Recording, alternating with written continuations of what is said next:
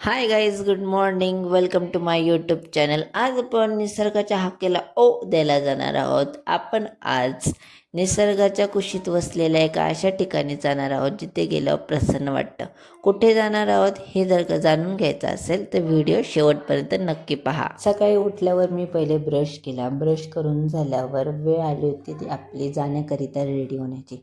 Finally मी आता ready झालो आहे. गाडी येण्याची वाट बघत बसलो होतो. गाडी आली होती, आम्ही सगळेजण निघालो होतो. मी, मम्मी, आंटी, माझ्या 2 बहिणी आणि माझे पप्पा जे ते गाडी चालवत होते. आम्ही नाश्ता केला नव्हता म्हणून आम्ही नाश्ता करायला थांबलो होतो इथे. इथला दहीवडा खूपच फेमस आहे म्हणून आम्ही दहीवडा घेतला होता.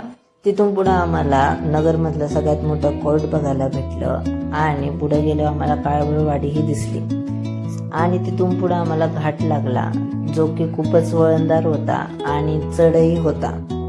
थोडं पुढे गेल्यावर आमची गाडी चढतही नव्हती. आमची गाडी चढत नव्हती म्हणून आम्ही सगळेजण गाडीतून उतरलो आणि पायी चालू लागलो होतो.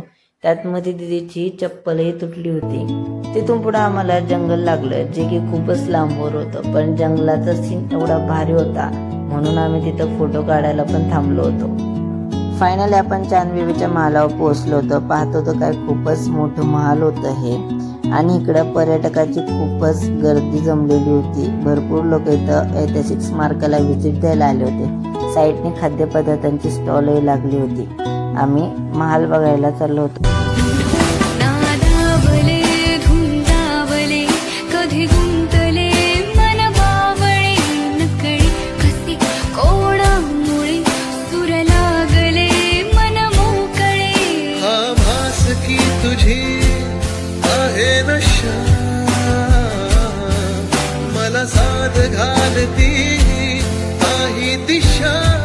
फायनली आपली घरी जाण्याची वेळ आली होती. तुम्हाला जर का चांदबिबी महालाची हिस्ट्री जाणून घ्यायची असेल तर आपल्या इन्स्टा पेजला सबस्क्राईब करा. बेल आयकॉनला क्लिक करायला विसरू नका.